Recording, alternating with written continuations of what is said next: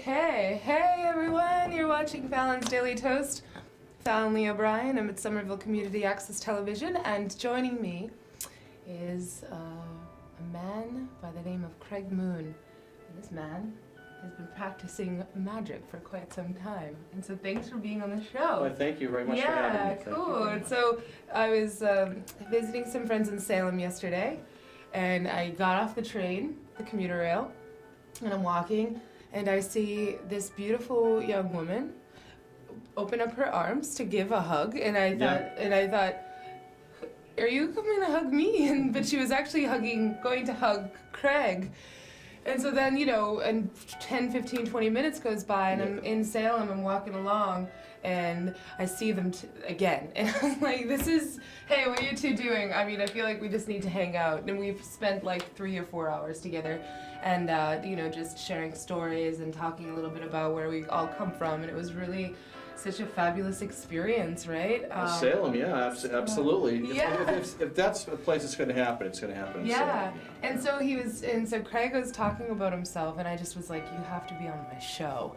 And he spoke a bit about magic, showed me a little bit of magic, and just some of the stories were so rich and so thank you. robust. And I'm like, okay, yeah, I'd like to have you on as a guest, like more frequently. That would be cool. Oh, that would be wonderful. Yeah, I was really surprised at how it happened there. And I frequently in Salem, I've run into many people like that just want to know more about Salem, and sometimes they're afraid to ask. But I'd like to get out there with them and tell them the flavor of Salem itself. Yeah, Salem has some really such a rich, interesting history, and so many incredible, talented people. Like we were at the Magic Parlor and ran into Rob Fitz, whom you worked with. Yes, for a film called God of Vampires that he directed some time ago.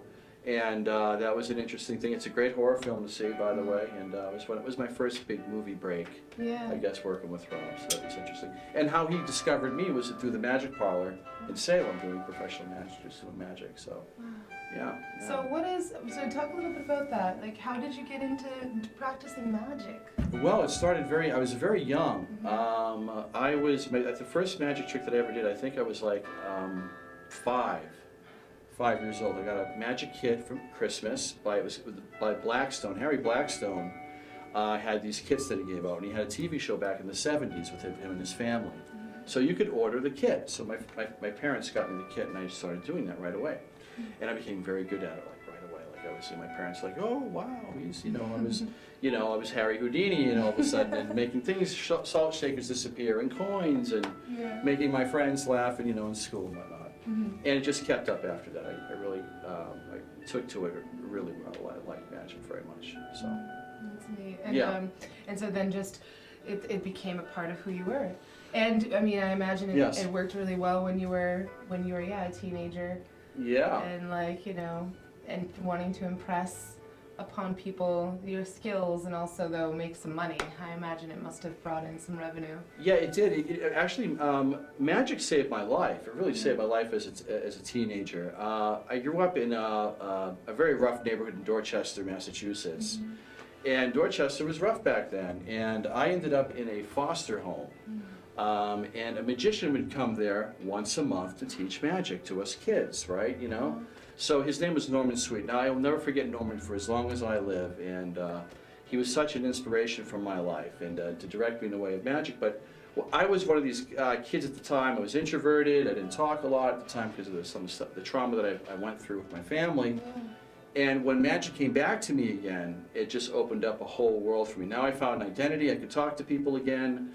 I learned dexterity again. I learned how to just to be open with people, and it taught me self-discipline, and I was very grateful for it. And I started performing magic, and before you know it, I was 15 years old, and I became a professional magician at that point. My first professional gig was in Holyoke, Massachusetts, by the way. Hello, Holyoke. Hey, Holyoke. Hey. And Norman Sweet. Yeah, Norman Sweet was a guy that he worked for an organization called Operation Magic. Operation Magic was an organization run by David Copperfield to help out those less fortunate, to help out inner city kids, to teach them the arts about magic. There were kids that played baseball, there were kids that liked sports. I was more of a book guy, and I was fascinated by magic. I was totally fascinated by magic as a kid because it brought me so much joy in the environment that I was in at the time. Wow. Interesting. And so, Yeah. so that was happening, and then you know just continued on. And what kind of situations and environments did you find yourself in? Oh, well, well, you know, I found myself in. I'm very lucky, very lucky to meet crowds of people that appreciate the art form of magic. But I've met all types of people. I mean, from I've traveled all over from Massachusetts all the way down to New Orleans. The type of magic that I did get involved with was something called bizarre magic. Bizarre magic is a form of magic where it basically the theme of it is the paranormal. And like horror films, I loved horror films as a kid too. You know, I loved that stuff. So magic was a way for me to express myself through that medium, and I did that for quite some time. And it was very spooky. And I used to, my friends would just like I would have like when I came back to Dorchester many years later after the program ended, I was a magician, and I would go to parties and just blow my friends away with my new skills because I wasn't a plumber, I wasn't a roofer. I had issues as a kid. But magic provided a way for me to escape that, to bring joy and to bring this, like, as an artist, to bring, look, when you do a magic trick, when you do something for somebody like that, the look in their face, that's the magic that's involved. Yeah. That feeling that you get between that person. And I couldn't be more luckier, to learn such a craft that is over 2,000 years old. Yeah. And to know that, It's I feel the magic. When you talk about the magic, I feel it inside, and I'm like so intrigued. Also, I mean, how many like you've fostered the magic over the years, and so now you have this artillery of different tricks and yes. And is there so this bizarre magic differs from like regular just magic tricks? Obviously, it's like absolutely in magic. The thing about magic is that you learn magic from other magicians. It was something that you didn't, it was like a secret society amongst, magic clubs. Now, the magic shops in Boston, Massachusetts are one of the most famous in the world, I thought, and New York City. Yeah. We had Jack and Jill's Magic Shop here. We had, of course, Hank Lee's Magic Factory and a couple of others. The Magic Parlor out of Salem. Yeah. And when I was sweeping floors there, I wasn't very good at school. I was not very good at school. So when I used to hook school, because that's what I did, I would go to the magic shops. Instead of me going on the street and using drugs or getting into trouble, I would sweep the floors, but at a cost. I had to work, and I would learn one trick per day. Now, the thing is, I had to learn that trick, and if I could do it better than the magician that taught me, I got to learn something else. So that really took me, and I took to it very well. Magic, performing magic is a lot like an instrument. You have to practice all the time. It's something that it involves, it's acting, you're working with tools and stuff, but the hard work pays off. The hard work pays off is entertaining people and taking them out of their lives for a little bit and showing them something wonderful about that. Yeah. It is. Today it's not so much. Magic is everywhere now. It's so almost trivial. Like anybody can learn a magic trick online today. But back when I learned magic, that wasn't so. You from book reading. You had to read books. You had to meet magicians. Yes. You had to be invited to certain events to learn certain things like that. Interesting, that transmission from these great teachers Yes. and great books. So there is something though very different from the magician that you are. Yes. Compared Stage magic, Yes, right. I do sleight of hand, close-up magic. I like close-up magic because I like the intimacy of being with somebody to show them a miracle right in front of your face. That is amazing. I respect the great illusionists, believe me, like, Houdini, Thurston. These are powerful, powerful illusionists. They made elephants disappear, they had cabinets, and tremendous. The Legrand David, by the way, was a great magic company here in Massachusetts that just shut down a few years back, I believe. But they had the old style magic. But my specialty was close-up magic. I wanted to get to know you. I wanted to talk to you, to show you something very special. That type of art form. Yeah. That's wild. And so are you still practicing today? Yeah, I am. In fact, I took a hiatus from magic for a while. I tried to find myself. I went through a difficult time. I was working at Hank Lee's Magic Factory, and if you worked at Hank Lee's Magic Factory, you're doing pretty good in magic. It was something else. And I worked for him, and I really got a great education about magic with that man. I owe a lot to Harry and all those guys at Hankley's Magic Factory. Hello, guys. Hi. Hi. Cool. You know, we'll I have to. can't wait. I'll drop like the. Hankley's Magic Factory, Manfred, go see them. Yeah, I will. I'll even. I'll even put like a little like. Yeah. What's cool is I can do in post production. Right. I'll Yeah. like cut this. Yeah, This yeah, isn't that's- live, so oh, I'll like I cut in know, I know, pictures of really, Hank I know. Lee's and stuff. Yeah, that'd be great too. Very But the cool. thing about magic is that too is that the you know, the magic parlor was like, you know, you come into the magic shop during a Saturday generally, and you had to learn magic tricks, like all these tricks, all these effects all the time, and that was my job, 24/7. I slept with a deck of cards in my hand. I woke up in the morning to practice, and that was that. You know, the great Di Vernon, Eugene Berger, all these guys. Frank Garcia, the man with the $1 million hands.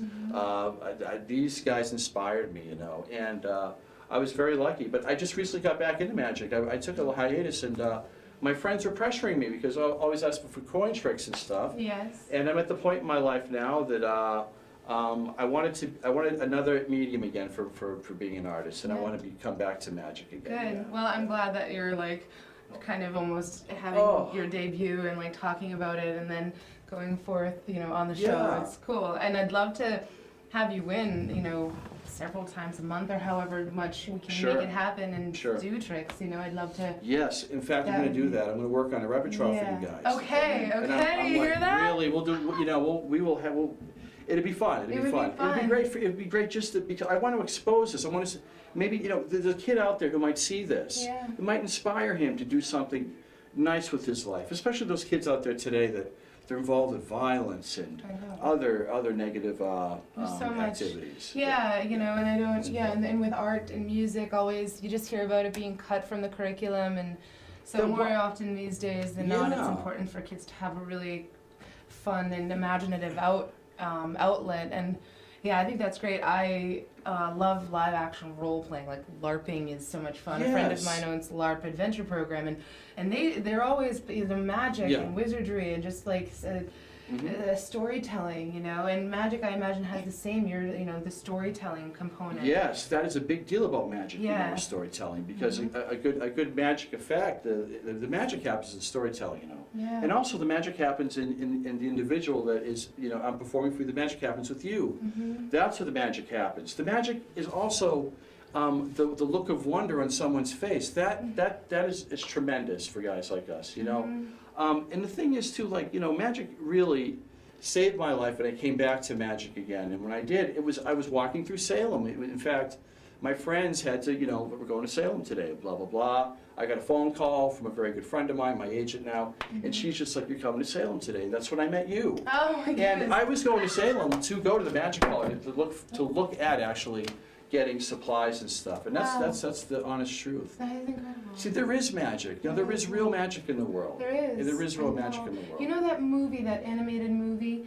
It's called, it's with the wizard and then his brother, and it's magic. It's magic versus science. And there's the really sexy, voluptuous fairy and the long wizard. Yeah, I think it's called Wizard. I don't know. There but is a it's few of them out there. really yeah. incredible. It was done in the 60s, Yeah. I think. Yeah, 60s so to that, 70s. I know vaguely of those. Oh. But you know, the wizards and magic. You know, the Lord of the Rings films came out. You know, Yeah. Gandalf the Magician came out. Wizards came out, and that became the Harry Potter books, for example. You know, Yeah. and spiritualism too, by the way. I practice spiritualism. You know, the more of the adult side of magic, where I would go into people's parlors and perform seances, and it would get pretty scary at times. But you know, entertainment, good fun. Interesting. I'd Yeah, love that to is hear. very That's yeah, that's in- really interesting to do I'm that. sure. The thing is, I Because what you're conjuring, I mean, people can conjure. yeah, you know. you could yeah. The power of the mind is the mind is a very powerful muscle we have, you know. Yeah. But when you learn the psychology of magic, okay, you learn an instrument. I play guitar, you know, too. I had to learn to play guitar and all that stuff. Magic is a psychology behind that. Retention of vision, misdirection, those terms. I had to learn those. I had to learn those. And that's how you become, and it's a lot of practice. It's like playing classical piano, anything. Every day you have to practice, you know, to do that. And I see today, I see a lot of the big shows, like, anybody can go on, YouTube today, learn magic and stuff like that. It's taken some of the mystery behind magic away. Yeah. But maybe guys like me can come back and really bring the mystery back to magic again for a simple sleight of hand. And but there's nothing wrong with, if you're making elephants disappear and change it to Subarus and stuff, hey, whatever. It's all good, right? Right. If you're Chris Angel, you're levitating above buildings and, that's hey, but that's cool. And it's funny because I used to work at Hinckley's Magic Factory, and the whole world opened up to me. And I still won't talk about it today, but what I know, but I could not believe, I was so lucky to go to work every single day, to be around all the equipment and the famous people that would call in. And one of the famous people that called in was Harry Anderson. Harry Anderson was a great comedian and magician from Night Court, but way back when Night Court was on television, and I got to talk to him, and it was fascinating, and David Copperfield and all those great guys, and Eugene Berger, who was the godfather of bizarre magic and stuff like that. What a gift Yeah, that must feel like to have been able to connect with these really incredible people. And it was funny too, because like at the time when I was very young, I'd go to a magic shop and I wouldn't know that some of these guys were famous. I had no idea, but they were so generous into, if you showed interest. And when you see a coin trick performed, a simple coin trick performed properly, it is profound. You can open up a kid's mind to something that is so much larger than himself. He gets out of that world. And a kid like me, I was on the street. I mean, I was like living on the street.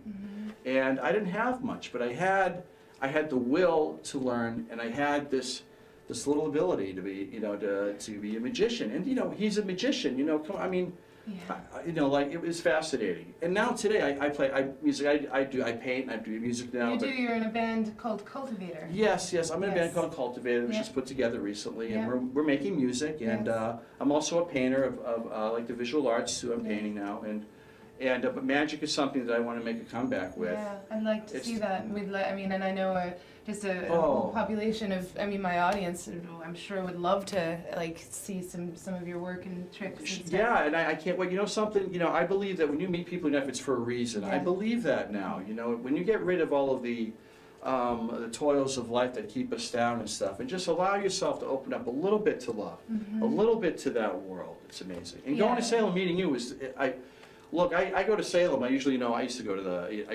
the record store and whatnot, but it was different. There was something very different about Salem this time around. This time around, That's so fabulous. And you had a TV show. I was like, oh, you had a TV show? Hugging. Wow. Yeah, I know. Do you want to come on really quick? Yo. Agent? Oh. I'll come on. Yeah, just go in. This is Therese. Therese. Oh, where am I? You can come right in front, in the middle. Right in front, in the middle? Yeah. Oh.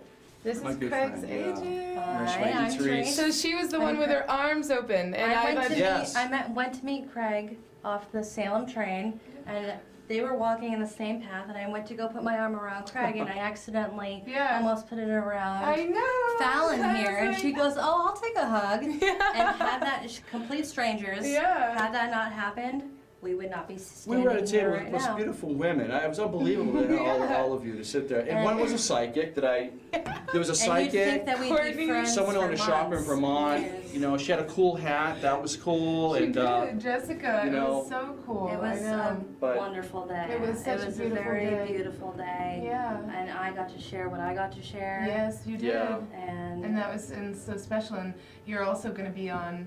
I'd like to have you sitting in on Fallon's Daily Toast and be like a co-host. I'm always looking for guest co-hosts. Oh, I would like to do that. Yeah, co-host, Maybe just a Halloween special. A Halloween special. Can we do a magic Yeah, trick that'd be right great. now? Can we? Would you like to You see? can make my hair levitate. Oh God. Oh no, not the levitation. Some other time. But maybe a coin trick. A coin trick. Okay, yeah. Step off now. Okay, thank you so much for coming up. Oh, Beautiful. thank you, Therese. Thank you, Therese. Yeah. That's great. Love you. Mwah. It's important to have a good agent in magic. Yes, it is. Yes, it is. It's totally. A change agent. Yeah, it's funny because I met all these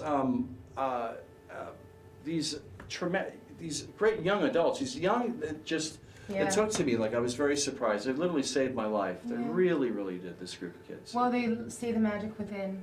Yeah. Sometimes the world becomes so oppressive, and when you're feeling down, it's almost kind of like you see that, because from within to without.